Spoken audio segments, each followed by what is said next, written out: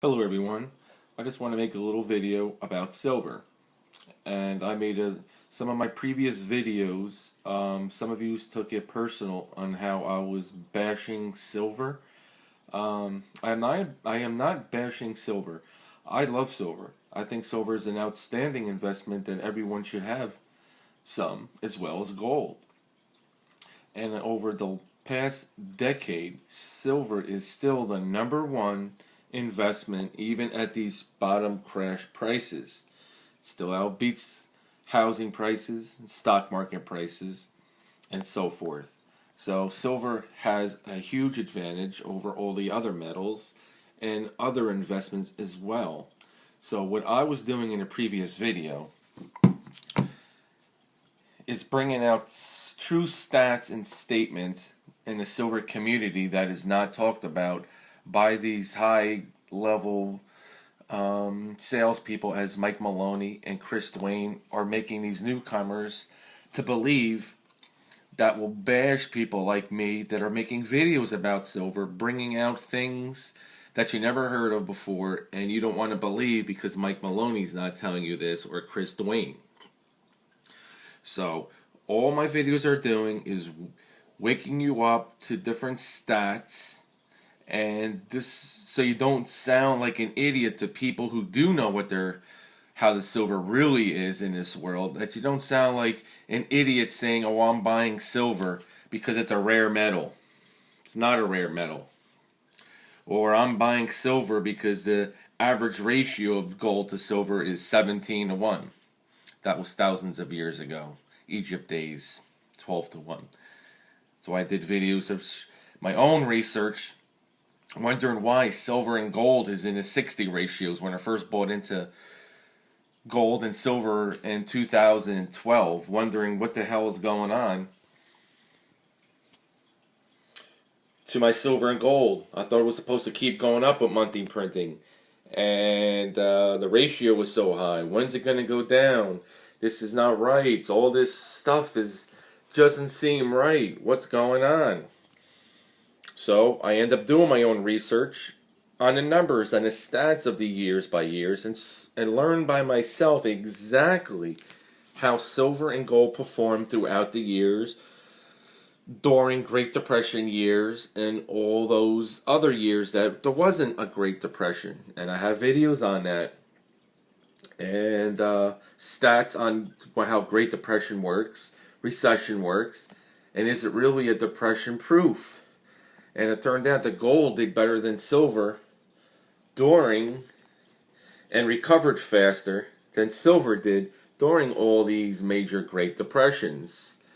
So it seems like the more uglier things get, the better gold becomes, or more stable it becomes. Now, that doesn't mean I'm bashing silver. I'm just bringing up silver, what it did throughout the years. It's not coming from me, it's coming from reality, from life. I'm just bringing up stuff, showing us, telling us what has happened through silver without the years that Mike Maloney will never tell you if you just sit on your butt and believe in what these people are just telling you. And I just had some suspicion that something was going on because for 2 years it been crashing. And what has it been doing when it's crashing throughout the years and why it crashes and stuff? Yes, we know about manipulation and stuff like that, but that's not the only thing that keeps prices down.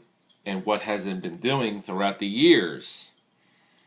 So I just want to make this quick video to all my listeners to let them understand that I understand their frustration as well. So when somebody bashes silver, you're kind of taking it personal. I just had to do the research myself to see exactly what the hell is going on and why things aren't performing like they are. Yes, things are manipulated hugely today, but I just wanted to bring up certain stats. I wanted to find out really what the gold-silver ratio was and how rare silver really is, which I'm going to be doing a video later tonight on that. And also I'm going to do a little video tonight about gold versus silver versus inflation, which also is going to be a shocker to us all. So what you hear isn't always true.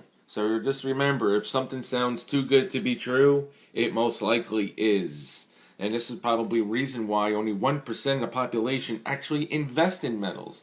Not that it's a terrible idea. I think it's the best investment you can possibly do in this day and age. With all these crises going on now with Ukraine and natural resource wars that this world has become, to me, it's an essential to have gold, silver, possibly even palladium and platinum, especially then if we go into a big war with Russia. Palladium and platinum just may outdo gold and silver, knowing that Russia is a big export in palladium. If they cut the world out of palladium, that can easily skyrocket to $2,000 an ounce. Because very few mines have palladium. I know we have one here that I bought. My first metal actually was from Stillwater. I think it's in Montana. So we have the United States has one mine, but there's not too many mines around the world that can get palladium out of the ground. So the world does definitely, without a doubt, rely on Russia for that precious metal. So if they cut us out, it could be a big jump in price and stay there for a very long period of time if they never let it back into the world. So that could be a little heads up in that metal. But back to the silver. I love silver. I think it's amazing metal. Okay. And it has great properties, as it's a number 2 in a list for people to use it. Number 1 is, of course, crude oil. But the second one on the industrial list for most used is silver. For all type of priorities, as we all know, from energy to electronics and things of that nature. Medical use, energy, like I said. It's just amazing metal that they have. But it is nowhere near rare. And I'm telling you, I'm going to put a video next that's going to prove to you that silver will never run out on this earth. Even Moneybag 73, which I highly look up, even he still believes that from the U.S. Society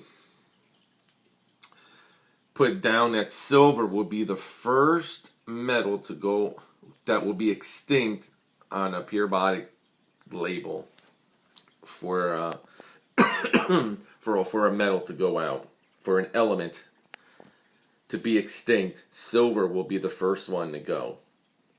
Well, if that is true, in the video I'm going to expose about scientists and chemists prove that there's 43 quadrillion ounces of silver on the earth, then I guess eventually silver will be extinct, and that's probably going to take about what? 1 trillion years for it to run out? The U.S. Society, does it say the year that they estimate silver would run out on this earth, that would be extinct? I bet they don't. They have an estimate time where crude oil is going to be practically non-extinct on this earth. But how come they don't have the silver then? If they're talking about being the first element of the periodic table, what year are they estimating for it to be extinct? They don't tell you that. Mike Maloney doesn't even tell you that, because if it had like a 30-year timetable or even our lifetime table on it, don't you think they would have bring that up pretty? It's like the next 50 years silver's going to be extinct? Seriously. You're believing something that it's going to take the human race will be extinct before silver. How is that one from me? That's my prediction. This is why silver will never be extinct. Okay? The human race will be extinct before silver. Okay? Bet you that's a fact. We're destroying this world so terribly with pollution and destroying the ocean with leak oil fields and radiation that's never even being filled or taken care of in Japan and cannot.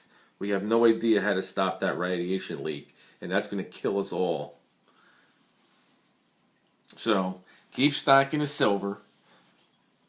People on these videos are not bashing silver. They're giving you another insight of information on silver that you're just not used to hearing, because all you're hearing is from all these salespeople. I am promoting silver. I am not demoting silver for people not to buy it. I think silver has to be